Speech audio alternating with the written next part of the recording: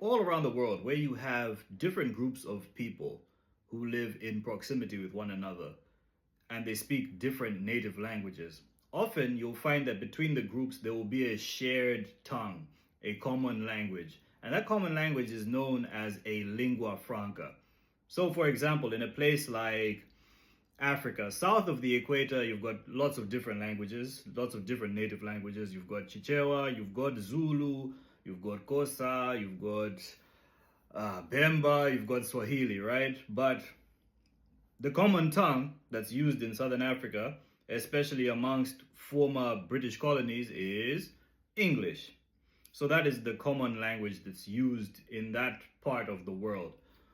And it's a double-edged sword because common tongue, what does it allow for? Having a lingua franca, it allows for trade, sharing of ideas, intermingling, intermarriage. All those things are beautiful things, right? But there's also a risk attached to having a lingua franca or using it as your dominant language, which is a risk of cultural amnesia. Because sometimes cultural ideas are preserved in the languages that we speak. And if you don't speak your mother tongue, there's a risk of losing some of those cultural ideas because they don't always translate into another language. Sometimes it's easier to communicate in your native tongue, or there's no easy or direct translation into English, for example. The other danger that is present in a lingua franca, especially if that common tongue didn't come about through mutual trade and mutual benefit, but through colonization and oppression, is you can be taught to think in the terms of your oppressor.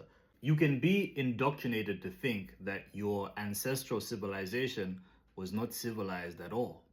You can be indoctrinated to think, oh, Mulungu Oyera, oh, God is white. You can be indoctrinated to forget all your history if you abandon your mother tongue and that oral history is not passed down, which is kind of what happened. My first album, Lingua Franca, is about Africa and its interactions with colonization that have helped shape the continent into what it is today.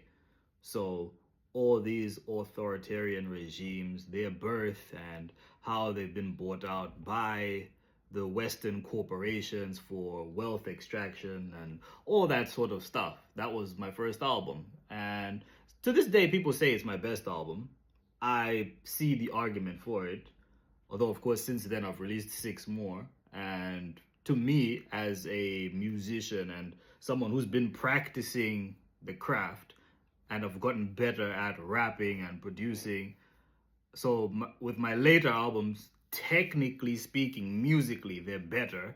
But I suppose thematically, my first album is still probably the deepest one. You know what I'm saying? So if you want to learn a little bit about African history and contemporary Africa at the same time, you can go check out my album, Lingua Franca. It's out on all platforms.